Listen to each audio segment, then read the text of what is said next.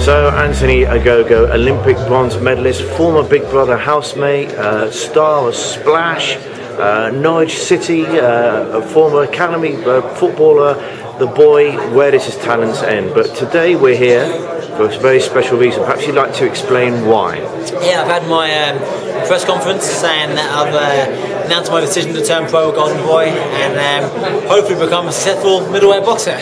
I forgot to mention King of the Subway advert as well, by the way. Yeah. And you said talent, Splash. You haven't seen me dive yet, so let's rein in the talent bit in the minute. So you must be ever so excited. I mean, Golden Boy, this is serious. Oscar De La Hoya, obviously behind Golden Boy.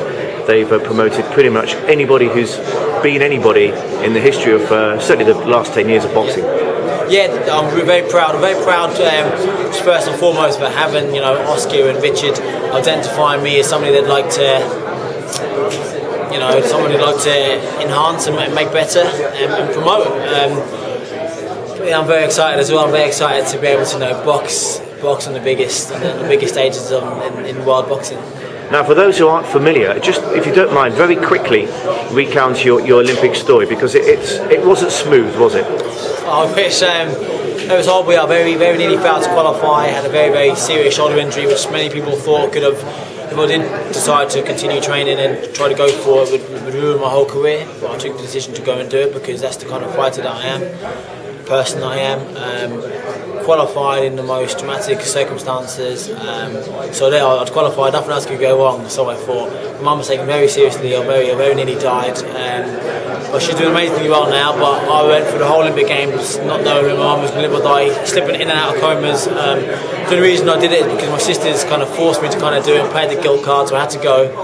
And you're injured as well, weren't you? And I was injured. I broke my rib. I broke my first spine back after my mum being ill 3 weeks before the Olympic Games started. First round of the spar, I broke my rib. It's just things couldn't have really been any worse. But I still managed to kind of come out with a medal. Tough draw as well. Tough draw, boxing with good people in it. But that's why I know I'm going to be successful. That's why I think I'm going to be successful, because I've got that. I've got that determination to kind of really dig in deep when it matters. So I believe all that. So as a professional, if you break your rib, you can postpone the fight. If mum gets taken ill, God forbid, touch wood, won't happen again, I can postpone the fight. At the Olympic Games you can't do that. I still went through with it and it came out of it with some kind of success. So that's why I think I'm going to be a good pro. Now, a lot of young men are turning professional in their sport, try and play it down, say we'll have to see how it goes. Let's take each fight as it comes. But you are confident enough to immediately set your stall out, and you've already said you want it all. You want everything. I want it all. I'm greedy. I want it all. What is all? Explain all. I want to become Britain's most successful, Britain's best ever middleweight fighter. I want to become a legend of the sport. I want to inspire thousands more kids to take up this passion, this brilliant sport that we're all passionate about. I just want to become the best. I want to become not the best that I can be, just the best we've had. So that's pretty much it, really. I want to become mated. I want to, I'd love to be able to fly when I'm older one day. It sounds like you're flying right now. Well, I've got to fight first. I've got to fight first, but I'm very much looking forward to it.